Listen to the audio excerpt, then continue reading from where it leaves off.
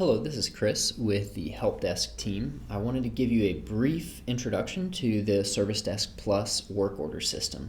So where you would go to check the work orders as a technician is support.dts.edu. When you go there, you're going to click on Dallas Theological Seminary. This is going to be our main landing page for us as technicians. All right, and I just want to provide you with a brief introduction to a few things. First off, this dashboard is customizable, so you can change this to see only the statistics that you would prefer to see. I know this one has a lot of different things. I would probably simplify mine, but on the left side over here, you are able to double check requests.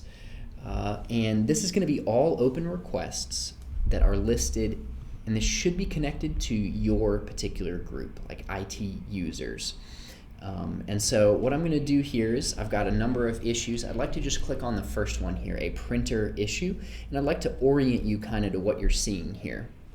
On the left side, you're seeing the ID number. It's like a ticket number, like we would see in cars. You're seeing the subject. This is the subject that the user has inputted. The requester name is MEuser1. That's one of our test users. And then this is listed as unassigned. I'm going to go ahead and grab this, and I'm going to assign it to myself. I'm going to assign this to Chris Reynolds and hit save.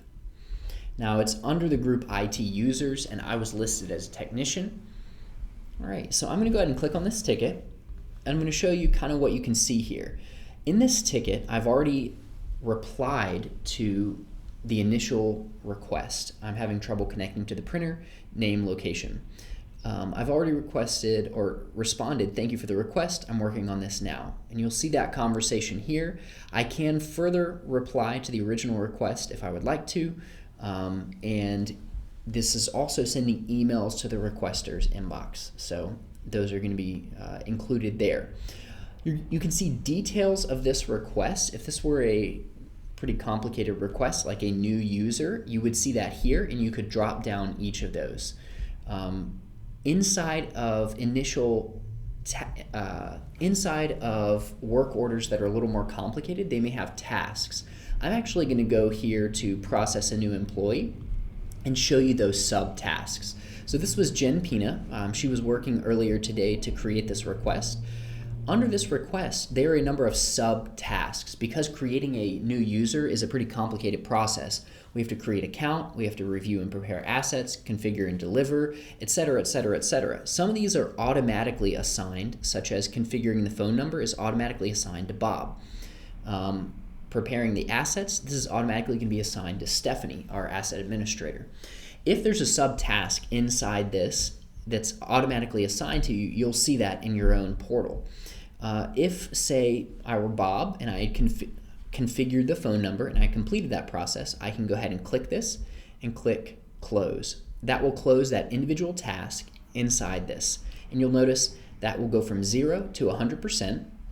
Jen will be notified of that. I believe she will be notified in the way the system is currently set up. So all of that is connected here, and you can see that under tasks. Let me see, anything else here that I want to mention? Those are kind of the main items that I want you to be able to see, is how to select a task, how to look over a task, and then for us as IT users, it will be helpful to be able to provide solutions.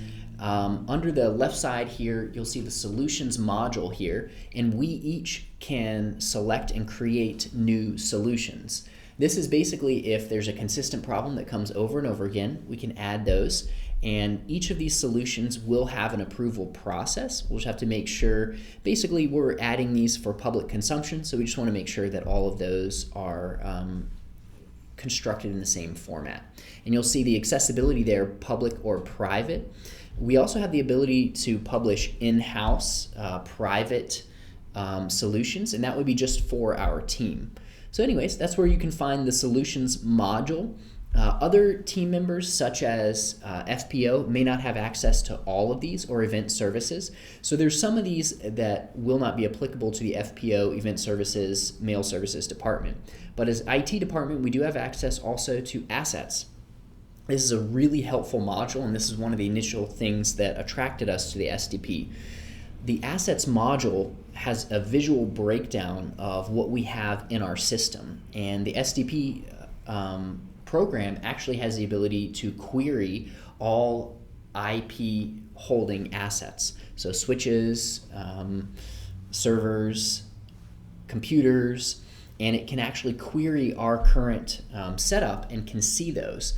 We're currently working on configuring this with our own manual assets that we have, the audit that we've done, but you can see all of these items in here.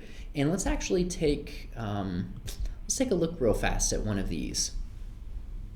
Yeah, we've got these asset numbers. The system isn't fully configured yet, so this isn't what it's going to look like permanently, but it does have a really, really good function for us to be able to see these assets. And here's some examples of ones that I clicked in on scanners, right? And I'm looking at their who they are assigned to: Belinda, Sonia, Gina, Tom.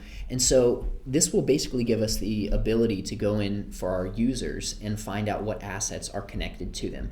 And to jump back to the requests module, for any request such as a request for Jen Pina, it can show us what assets are connected to that particular user. So once this is constructed, it'll be really helpful for us to track both the assets and the users connected to those assets.